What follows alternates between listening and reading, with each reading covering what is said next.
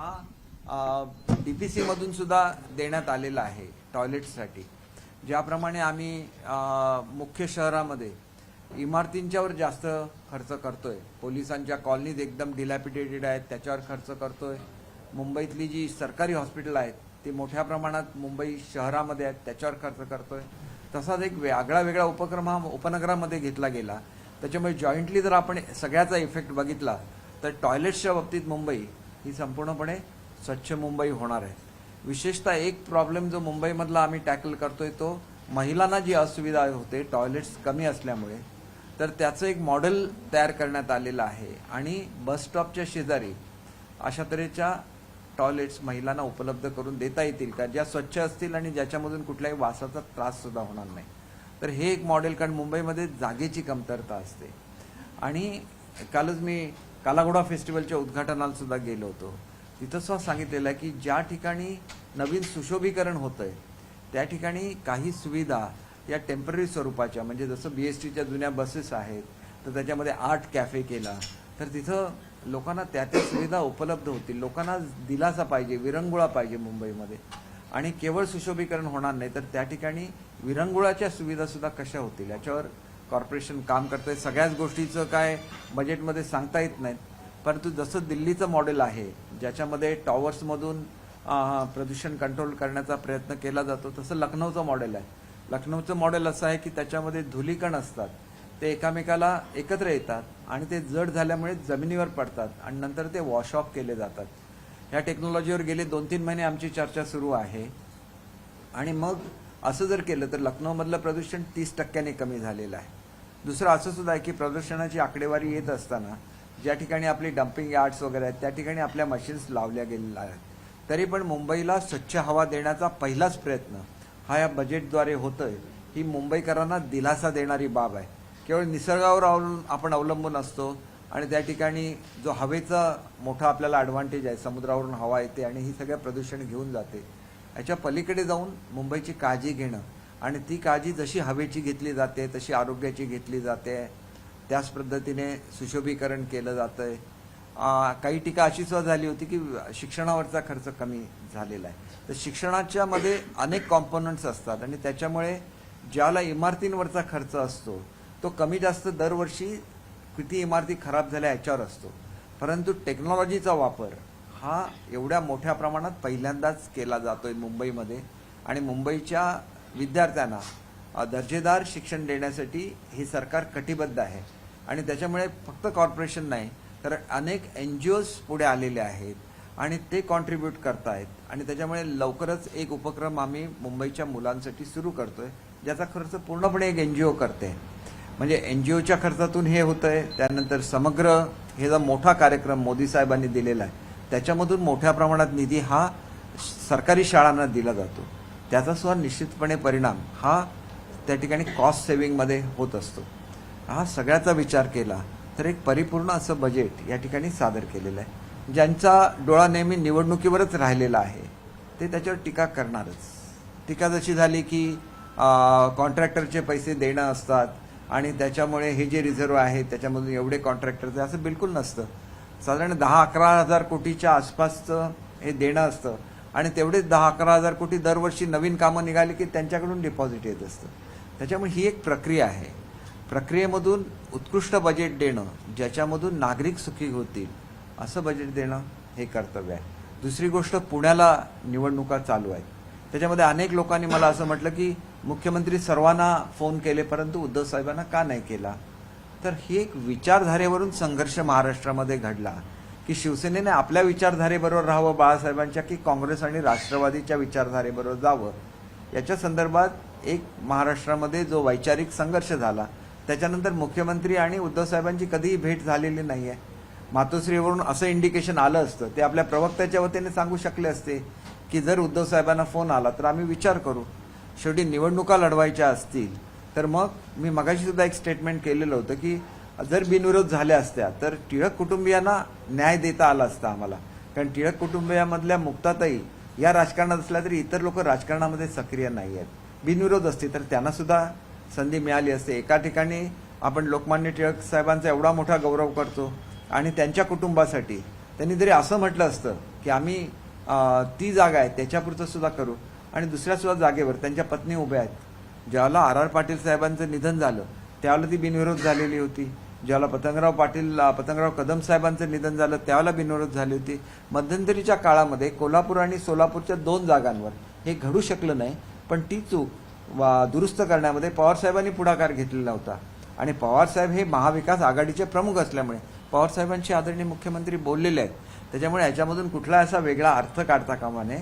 शिंदेसाहेबांचं मन अतिशय मोकळं आहे आणि त्यांना कधीही याच्यामध्ये कमीपणा वाटणार नाही त्यांच्याशी सुद्धा बोलण्यासाठी, जे चांगल्या कॉजसाठी असेल. आणि म्हणून मला असं वाटतं की एका बाजूने कठोर टीका होते आणि दुसऱ्या बाजूने मात्र सौजन्यशीलतेची वागणूक दिली जाते. हा फरक सुद्धा महाराष्ट्राच्या जनतेने जाणून घेतला असेल. दुसरी गोष्ट अशी आहे की विधान परिषदेच्या निवडणुकांचे विधानसभेच्या निवडणुकींबरोबर जी कंपॅरिझन केली जाते ही साफ चुकीची आहे. कारण मुंबईवर जसा इफेक्ट कोकणाचा असतो तसाच पुण्यावर इफेक्ट हा पश्चिम महाराष्ट्राचा मोठ्या प्रमाणात राहिलेला आहे. आणि ह्या दोन्ही जागा महाविकास आघाडी हे प्रचंड फरकाने त्या जागा त्यांनी गमावलेल्या आहेत. त्याच्यामुळे ही जी रिक्वेस्ट करण्यात आली ती काहीतरी विधान परिषदेच्या निवडणुकांकडे बघून रिक्वेस्ट करण्यात आली, असा कोणीही गैरसमज करून घेऊ नये असं मला वाटतं. याच्यामध्ये एक तात्विक भूमिका आहे. ज्या भूमिकेच्या संदर्भात अंधेरीला निर्णय घेण्यात आला तसाच निर्णय पुण्याच्या बाबतीत अजूनही व्हावा अशी आमची अपेक्षा आहे. आणि म्हणूनच मला असं वाटतं की थोडंसं ॲनालिसिस ह्या संदर्भात शिक्षक मतदारसंघाचं सुद्धा झालं पाहिजे. कारण मी स्वतः शिक्षण मंत्री आहे आणि महाराष्ट्राच्या इतिहासामध्ये कधीही घडलं नाही एवढं मोठं पॅकेज आम्ही शिक्षकांना दिलेलं होतं. अशा परिस्थितीमध्ये सुद्धा ज्याला हे मी पॅकेज जाहीर करत होतो त्यावेळेला एक प्रश्न हा पेन्शनच्या संदर्भात विचारण्यात आला. आता हा पेन्शनचा प्रश्न काय आहे की 2005 साली पेन्शन लागू झाली त्यावेळेला आमच्याकडे शिक्षक सेवक कॅटेगरीमधले जे शिक्षक होते त्यांची मागणी होती की आम्हाला जुनी पेन्शन, आम्ही त्याला एलिजिबल आहोत कारण 2005 मध्ये आम्ही नोकरीला लागलेलो होतो. परंतु हा एक वादाचा जो मुद्दा होता त्याच्यामध्ये सर्व केसेसमध्ये हायकोर्टाचे निर्णय हे शासनासारखे राहिलेले आहेत आणि सुप्रीम कोर्टामध्ये या संदर्भात अपील चालू आहे. मी ह्याचं सांगितलं होतं की ह्या संदर्भात सुप्रीम कोर्टात अपील चालू आहे आणि म्हणून असं असताना सुद्धा एक कमिटी अपॉइंट केलेली होती. परंतु उपमुख्यमंत्री महोदयांनी एवढंच सांगितलं की 1,10,000 कोटीचा बोजा येणार आहे जो सध्या आपल्या राज्याला सहन करणं अनेक वेळेला असं होतं की आपली किती कॅपॅसिटी आहे सहन करण्याची याचा विचार नेहमी अर्थमंत्री म्हणत असतात. आणि त्याच्यामुळे हेच उत्तर आदरणीय अजितदादांनी सुद्धा दिलेलं होतं. मग ज्या लोकांनी ही क्लिप व्हायरल केली त्यांनी अजितदादांची क्लिप व्हायरल का नाही केली हा सुद्धा प्रश्न होतो. आणि म्हणून शिक्षकांच्या संदर्भात आमची भूमिका ही नेहमी सौजन्याचीच राहिलेली आणि पुढे सुद्धा ती सौजन्याची राहील. आम्ही नेहमी पॉझिटिव्हली त्यांच्या संदर्भात विचार करू. जे काय घडलं त्याच्यामध्ये 2-3 ॲनालिसिस मला निश्चितपणे केले पाहिजे. त्यापैकी एक ॲनालिसिस हा मराठवाड्याचा आहे. मराठवाड्याची सीट कधीच दुसऱ्या कोणी जिंकलेली नाही. याचं कारण मोठ्या प्रमाणात तिथं ज्या शिक्षण संस्था आहेत या काँग्रेस किंवा राष्ट्रवादीच्या ताब्यामध्ये आहेत आणि त्याच्यामुळे त्या शिक्षण ज्या संस्था असतात त्यांचा सुद्धा मोठ्या प्रमाणात इफेक्ट हा शिक्षक बांधवांवर होऊ शकतो. दुसरी राहिली अमरावतीची. तर अमरावतीची सीट हे एक उत्कृष्ट एक्झाम्पल सगळ्याच राजकीय पक्षाच्या कार्यकर्त्यांसाठी आहे की विधान परिषदेचे लोक मंत्री होऊ नयेत म्हणून विधान परिषदेमध्ये जो एलिजिबल आहे मंत्री होण्यासाठी त्यांच्याकडे विरोध दर्शवण्यासाठी मत घातलं, परंतु मत ते गोल केलं. म्हणजे 2,500च्या फरकाने ते जर इलेक्शन हरलेले असले तर 4,500 मतं अशी आहेत की ज्याच्यावर रणजित पाटीलला 1 नंबर केला आणि त्याच्यावर गोल केला आहे. फार जर ते कार्यकर्ते असे विचारू शकले असते की आम्हाला विधानसभेचाच मंत्री रिप्रेझेंटेटिव्ह मंत्री म्हणून पाहिजे अशी मागणी आपल्या पक्षामध्ये होऊ शकते, परंतु आपल्या पक्षाचं नाक कापलं जातं असं केल्यामुळे हे सुद्धा लक्षात घेतलं पाहिजे. केवढी बदनामी अमरावतीच्या सीटवरून झाली याचा सुद्धा विचार केला पाहिजे. कारण तिथं सक्षम उमेदवार होता, हरण्याची कुठलीही शक्यता नव्हती. नागपूरच्या संदर्भात मी स्वतः नागपूरला 5 मीटिंग घेतलेल्या आहेत. तिथं थोडासा anti incumbency factor definitely work करत होता. तिथं जातीची राजकारणं होती आणि मी बोलताना मला थोडंसं गहिवरून सुद्धा आलं की एक ऋषितुल्य आमदार आणि तो अशा तऱ्हेच्या राजकारणामध्ये त्याचा बळी जाणार आहे हे इलेक्शनच्या पूर्वी सुद्धा मला जाणवलेलं होतं.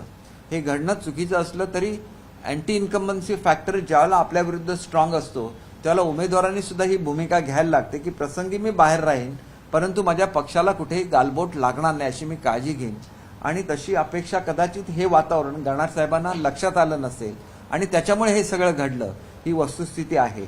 परंतु मला असं सुद्धा वाटतं की ज्याला आपण एखाद्या प्रलंबित राहिलेल्या प्रश्नासाठी विरोधात मतदान करतो त्याला आपल्यासाठी गेल्या 17-18 वर्षामध्ये जो निर्णय झाला नाही आणि आपल्याला न्याय मिळाला 61,000 शिक्षकांना एका वेळेला, त्याचा सुद्धा विचार निश्चितपणे व्हायला पाहिजे होता, असं माझ्यासारख्या एक शिक्षकांच्या बद्दल सहानुभूती असलेल्या मंत्र्यांना निश्चितपणे वाटतं. आणि त्याच्यामुळे ही जी शिक्षक मतदारसंघाची निवडणूक आहे याचा थेट संबंध कुठल्याही परिस्थितीमध्ये विधानसभांवर होत नाही, हा पूर्वीचा सुद्धा अनुभव आहे. आणि त्याच्यामुळे ज्या 2 जागा बीजेपीच्या ताब्यामध्ये 2च जागा होत्या, उरलेल्या सगळ्या विरोधकांकडे होत्या. आणि विशेषतः कोकणाचा रिझल्ट बघा की शिवसेनेचा उगम कोकणामध्ये झाला, त्या ठिकाणी बाळासाहेबांची शिवसेना ही तळापर्यंत गेलेली आहे आणि कोकणातल्या लोकांना फक्त बाळासाहेबांचा विचार मान्य आहे, त्यांना काँग्रेस आणि राष्ट्रवादी बरोबर जाणं मान्य नाही. हे सुद्धा इंडिकेशन मोठ्या फरकाने आलेलं आहे. महाविकास आघाडीच्या विरुद्ध मोठ्या प्रमाणात उठाव हा पश्चिम महाराष्ट्रामध्ये झालेला आहे आणि त्याच्यामुळे आपण विचारधारेबरोबर चाललं पाहिजे. काँग्रेसने काँग्रेसच्या विचारधारेबरोबर चाललं पाहिजे, शिवसेनेने शिवसेनेच्या विचारधारेबरोबर चाललं पाहिजे जर पॉलिटिकलच अर्थ काढायचा झाला तर. परंतु या शिक्षक मतदारसंघाच्या निवडणुका आहेत, त्याच्यामध्ये जे काय अनालिसिस करायला लागेल, आम्ही शेवटी मी पहिल्याच दिवशी धोरण जाहीर केलेलं होतं की आमचं मुख्य उद्दिष्ट हे विद्यार्थ्यांना दर्जेदार शिक्षण देणे आहे आणि विद्यार्थी हे आमचं फायनल एम आहे. आणि हे करत असताना जे शिक्षक विद्यार्थ्यांना शिकवतात त्यांच्यावर जर कुठेतरी अशा तऱ्हेचा अन्याय झालेला असेल की 4-5 हजार रुपये पगारावर त्यांच्याकडून राबवून घेण्यात येत होतं, तर ती परिस्थिती आता महाराष्ट्रातली पालटलेली आहे. त्यांना चांगल्या प्रकारे पगार मिळण्याचा आणि पुढच्या काळामध्ये हा पगार वाढत जाण्याचा ॲश्युरन्स हा महाराष्ट्र शासनाकडून दिलं गेल्यामुळे, ॲश्युरन्स म्हणण्यापेक्षा त्याच्यावर ॲक्ट केलेला आहे. त्याच्यावर सुद्धा असं झालं की ह्याचा GR निघालेला नव्हता, त्याचा सुद्धा इश्यू या इलेक्शनमध्ये केला गेला. म्हणजे शिक्षकांसारखा एक अत्यंत समजूतदार लोकांचा मतदारसंघ असतो, त्याच्यामध्ये त्यांनी समजून घेतलं पाहिजे की आचारसंहितेच्या काळामध्ये हा GR काढणं शक्य नव्हतं, पण बजेट तरतूद झालेली होती. म्हणजे कशा रीतीने खोटं बोललं जातं, खोटा प्रचार केला जातो आणि इलेक्शन्स जिंकली जातात, याचं पासून आम्ही सुद्धा बोध घेतला पाहिजे आणि आम्ही स्वतःला सुधारलं पाहिजे. असं मला वाटतं की केवळ देऊन भागणार नाही, तर प्रत्येकाला ह्याची जाणीव सुद्धा करून द्यायला लागते की आम्ही तुम्हाला हे दिलं आणि ते करणारं आमचं सरकार नाही. आम्हाला मनापासून शिक्षकांसाठी काहीतरी करायचं आहे, आम्ही ते केलं.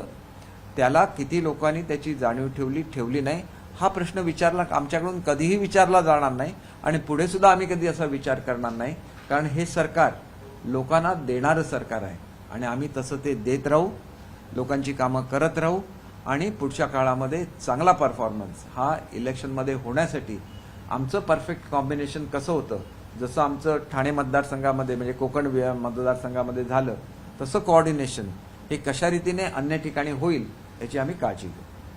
दीपकजी, छत्तीसगड आणि राजस्थानमध्ये जुनी पेन्शन योजना लागू झाली आहे, मग महाराष्ट्रात काय अडचण आहे असं जुनी पेन्शन योजना लागू करायला? महाराष्ट्राचा बजेटमध्ये अडचण आहे, परंतु मी आपल्याला सांगतो ना, महाराष्ट्राचा एकंदर पगार हा 1,42,000 कोटी आहे, ज्याच्यामध्ये सगळी डिपार्टमेंट मोठी डिपार्टमेंट आली आणि फक्त शिक्षकांवरचा पगार हा 66,000 कोटी रुपये आहे.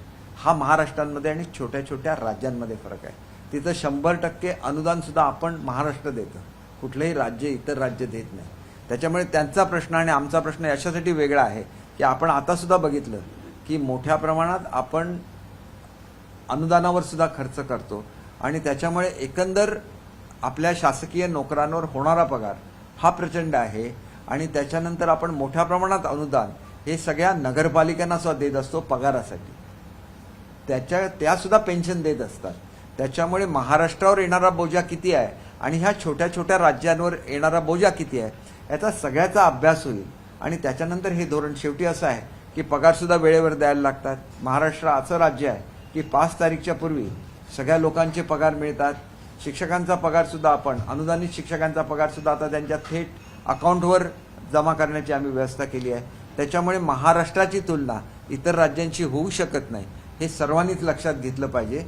आणि विशेषतः जे लोक हे मागणी करतात त्यांनी त्याचा हिशोब करून बघावा.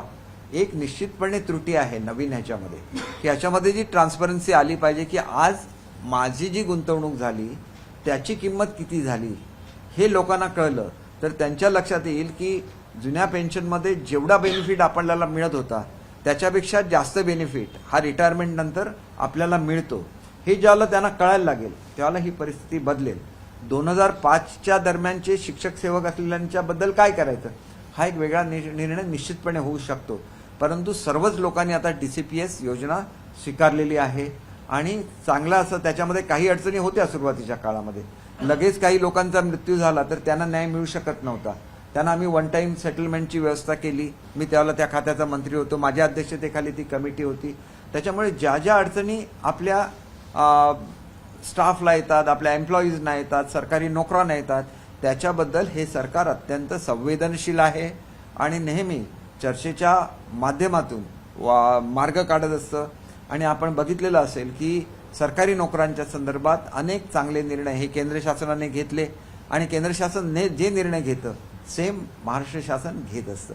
आणि त्याच्यामुळे थोडा कमी जास्त वेळ देण्यामध्ये होऊ शकतो, म्हणजे या वर्षीच्या ऐवजी पुढच्या वर्षी दिलं, परंतु ते दिलं जातं हे महाराष्ट्राचं वैशिष्ट्य आहे. इतर कुठेही केंद्राच्या योजना या राज्य शासनाला लागू नाहीत. आपण त्या त्या राज्यामध्ये चौकशी करा. मग महाराष्ट्र राज्य इतरांपेक्षा वेगळं आहे, मग महाराष्ट्र राज्यामधले निर्णय सुद्धा इतरांपेक्षा वेगळे असू शकतात. सर, आपण म्हटलं की विकास कामांसाठी जी पालिकेमध्ये तरतूद केलेली आहे त्याची तुम्ही तारीफ केली, मात्र त्याच्यासाठी फिक्स डिपॉझिट आपण बोलतोय. असं असताना त्याचा भविष्यात कुठलाही परिणाम अशासाठी होणार नाही की 77,000 कोटीची डिपॉझिट आपल्याकडे होती ती 11,000 कोटीने वाढली.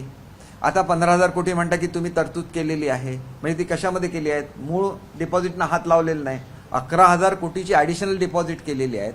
आणि ही जर लोकांच्या कल्याणासाठी, जर झोपडपट्टीमध्ये चांगल्या टॉयलेट्स नसतील आणि त्या बांधल्या जात असतील, ज्यावेळेला आपण एक गोष्ट लक्षात घ्या की आपल्याकडच्या साऊथ ईस्टर्न ज्या कंट्रीज आहेत ह्याच्यामध्ये मोठ्या प्रमाणात इन्फ्रास्ट्रक्चरवर ज्याला खर्च केला गेला त्यावेळेला त्यांचं जे चलन आहे त्याचा रेट एकदम घसरला. परंतु ज्यावेळेला ते इन्फ्रास्ट्रक्चर तयार झालं त्यावेळेला तो रेट कितीतरी पटीने वाढला.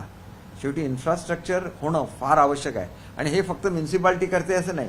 म्युन्सिपाल्टी जो कोस्टल रोड करते तो MMRDA सुद्धा करण्याची तयारी दाखवलेली होती. परंतु त्यावेळेला सुद्धा आदरणीय उद्धव साहेबांनी सांगितलं होतं की आम्हाला म्युन्सिपाल्टीला हा करायचा आहे, त्याचा पुढचा रस्ता MMRDAच करते. त्याच्यामुळे सरकार ज्यावेळेला करतं त्याला सरकार मोठ्या प्रमाणात सॉफ्ट लोन घेऊ शकतं आणि ते करू शकतं. आणि त्याच्यामुळे सगळ्यात मोठी तरतूद ही कोस्टल रोडवर आहे. आणि त्याच कोस्टल रोडच्या कामावर एवढी मोठी तरतूद असताना टीका करणं हे कितपत योग्य आहे हे सुद्धा समजून घेतलं पाहिजे. एखादं काम सुरू करणं सोपं असतं, परंतु त्या कामासाठी आर्थिक तरतूद सुद्धा करायला लागते. आणि म्हणून जसा कोस्टल रोड आम्ही केवळ उद्धव साहेबांचा ड्रीम प्रोजेक्ट आहे म्हणून त्याला बाजूला नाही टाकलं, तो मुंबईकरांचा ड्रीम प्रोजेक्ट आहे. आणि ज्यांनी हा प्रोजेक्ट व्हिज्युअलाइज केला त्या काळामध्ये ते राहुल शेवाळे होते. ते आज आमच्याबरोबर आहेत, म्हणजे ते त्याला स्टँडिंग कमिटीचे चेअरमन होते आणि त्यांची मूळ संकल्पना होती. आणि त्याच्यामुळे मला असं वाटतं की संकल्पना अनेकांच्या असतात, परंतु जो अन्याय मेट्रोवर झाला मागच्या सरकारमध्ये, मेट्रोचं काम रेंगाळलं, कोणाचा तोटा झाला? मुंबईकरांचा तोटा झाला. मेट्रो ज्याला पूर्ण होईल प्रदूषण कमी होणार आहे. पण आम्ही याच्यावर थांबलेलो नाही आहेत. प्रत्येक BSTच्या सबस्टेशनला आपल्याला CNG पुरवठा करता येईल का याचा सुद्धा आम्ही विचार करतो. आज CNGच्या गाड्या का घेतल्या जात नाहीत मुंबईमध्ये? पेट्रोल पंपवर रांग असते. तर मग तिथं केल्या तर ही रांग संपू शकेल. चार्जिंग स्टेशन BSTच्या स्टेशनला असू शकतील. मोठ्या प्रमाणात इलेक्ट्रिकल बसेस आल्यानंतर मोठ्या प्रमाणात प्रदूषण कमी होणार आहे. अनेक गोष्टी आहेत ज्या आम्ही मुंबईच्या हिताच्या करतोय, मनापासून करतोय. आणि म्हणून मला असं वाटतं की अर्थसंकल्प चांगला आहे. कोळीवाड्यासारख्या लहान लहान गोष्टींचा त्याच्यामध्ये उल्लेख नसतो, पण कोळीवाड्यांचा जो कायापालट होतोय त्याची सुद्धा त्याच्यामध्ये तरतूद आहे. आणि त्याच्यामुळे ते तर मूळचे मुंबईकर आहेत ना. पूर्वी मुंबईला फक्त कोळी होते आणि इतर काही समाज होता, त्यांचं सुद्धा मुंबईच्या संस्कृतीचं सुद्धा जतन झालं पाहिजे. आणि ते आज सरकार आणि महापालिका मिळून एकत्र करतायत, हे महत्वाचं आहे. हा बजेट वर्षावरून आलेला आहे. स्वतःचे जे कंत्राटदार मित्र आहेत त्यांच्यासाठी हा बजेट अशा पद्धतीचा आरोप आदित्य ठाकरेंनी केलाय. आणि प्रस्ताव स्वतःच मंजूर करतात आणि स्वतःच हा तुझा अर्थसंकल्पाचे सादर करतात. आयुक्त लोकशाही आहे की नाही असं देखील त्यांनी प्रश्न विचारला. एक असं आहे की कंत्राटदारांशी त्यांचा जास्तीत जास्त संबंध आलेला असणार, त्याच्यामुळे नेहमी बोलताना ते कंत्राटदारांच्या बद्दलच बोलतात. हे तुम्ही जरा ऑब्झर्व करून बघा. कारण एक कंत्राटदारांची अशी लॉबी होती की दरवर्षी रस्ते करायचे आणि दरवर्षी रस्तेला खड्डे पडायचे. अशी एक वाहतूकदारांची लॉबी होती की ते कचरा किती जातो डम्पिंग यार्डला आणि प्रत्यक्षात किती नोंद होते अशी सुद्धा एक लॉबी होती. या सगळ्या लॉबीज मोडून काढल्या. त्याच्यामुळे एस्टॅब्लिशमेंटचा खर्च हा 88%वरून 79%वरून 48%वर आला. मग त्याचं उत्तर कुठे आहे त्यांच्याकडे?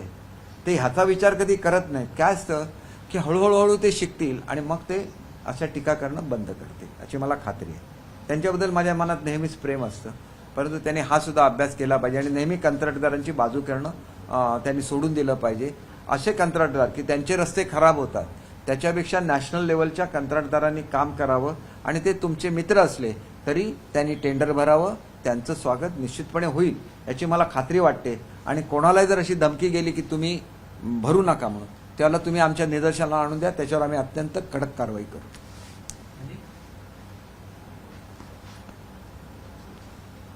एक बहुत ही अच्छा अर्थसंकल्प मुंबई कॉरपोरेशन के जो कमिश्नर है उन्होंने और उनके टीम ने यहाँ पे सादर किया है, जो एक राहत देगा मुंबई की जनता को.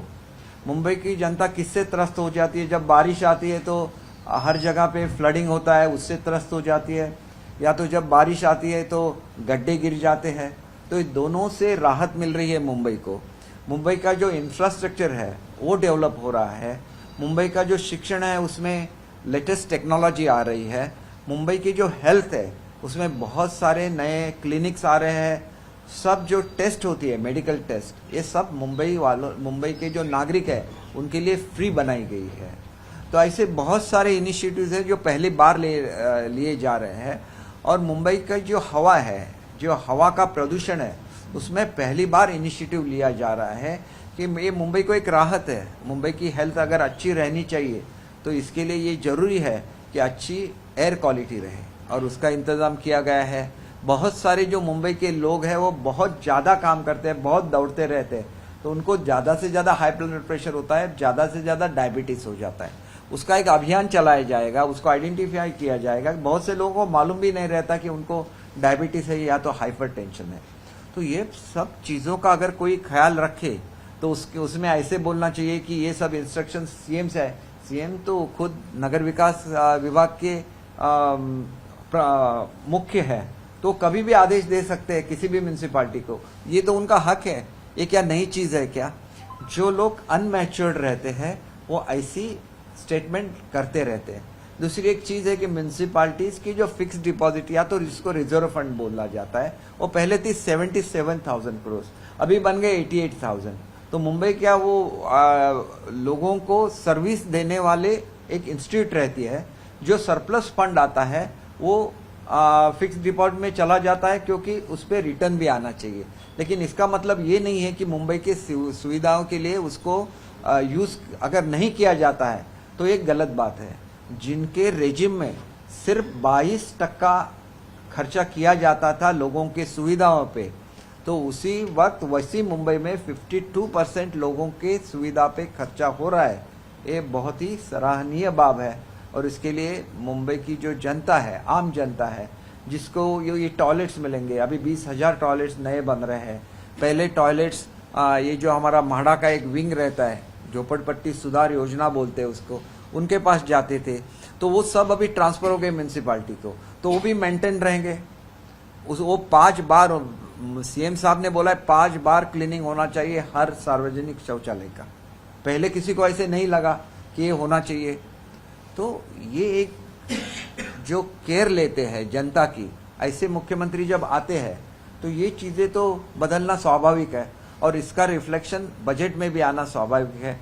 आप जब महाराष्ट्र के भी बजट देखेंगे तो लोगों का हित सोचने वाली, उनकी केयर लेने वाली एक गवर्नमेंट महाराष्ट्र में आ गई है और वो जनता की केयर लेगी, इसका ही एक इंडिकेशन है. सर, आदित्य ठाकरे कहते हैं कि जो कल पेंशन बजट पेश किया वो ठेकेदारों का बजट है. देखिए आदित्य जी तो हमेशा ठेकेदारों के बारे में ही बोलते हैं, ठेकेदारों के बारे में ही सोचते हैं. तो उन्होंने थोड़ा सा उससे बाहर निकल के जनता के बारे में सोचना चाहिए. ये वो ठेकेदार जो उनको मिलते हैं वो ऐसे ठेकेदार है जो रास्ता बनाते हैं और दूसरे साल वो रास्ता बह जाता था. ये ऐसे ठेकेदार भी है जो ये करते हैं, मतलब हमारा जो कचरा है उसका ट्रांसपोर्टेशन करते हैं, तो वहाँ पे भी बहुत सारा गफला था, सब बंद कर दिया, इसीलिए कैपिटल एक्सपेंडिचर बढ़ गया। तो इनको भी इससे सीख लेनी चाहिए और अच्छा काम करने के बारे में सोचना चाहिए, ना कि सिर्फ कंत्राटदार जिनको कॉन्ट्रैक्ट नहीं मिलता वो एक लॉबी पैदा कर देते। उनको किसने रोका था, आके वो अपना टेंडर भर जाते। एक भी कंप्लेंट मुझे ऐसी दीजिए कि किसी ने उनको रोका है कॉन्ट्रैक्ट भरने से। मैं आपको एक इंसिडेंस बोलता हूँ कि मैं हमेशा ऐसे सोचता हूँ कि नया टेक्नोलॉजी आना चाहिए। तो एक टेक्नोलॉजी ऐसा आया था जर्मनी से कि उसमें ग्लास का आवरण बनता है पाइपलाइन के अंदर, without disturbing anything, without digging the road, और उसकी कैपेसिटी बढ़ती है 50% मोर, मतलब जो 100 की कैपेसिटी है 150 हो जाती है। जो आपके फ्लड ड्रेन्स है उनकी कैपेसिटी बढ़ जाती है 50% से, और उसको 50 इयर्स की गारंटी थी। मैं ये उद्धव साहब के साथ लेके गया था, तो उद्धव साहब ने तुरंत म्यूनसिपालिटी को फोन करके बोल दिया, और जब वो म्यूनसिपालिटी में गए तो उनको बोला गया कि आपके जर्मन कंपनी का इंडियन कंपनी के साथ पार्टनरशिप कर दीजिए। मतलब इसका मतलब क्या है, ये कॉन्ट्रैक्टर है जो कोई भी आता है उसको बोलते हैं कि उसके साथ। इस तरह से बीएमसी चलाई जाती थी। शायद उसका पता उद्धव साहब को नहीं रहेगा, लेकिन मैंने खुद एक्सपीरियंस किया है, इसलिए मुझे बोलता हूँ कि कॉन्ट्रैक्टर के हाथ में जो नगर पालिका थी उनके हाथ से बाहर निकल गई है। इसलिए अच्छे निर्णय हो जाएंगे मुंबई के लिए और जो लोगों के हित में रहेंगे। समझिए अगर रास्ता खोदते नहीं है और पानी का फ्लो बढ़ जाता है, एडवांटेज किसको है? मुंबई के लोगों को है।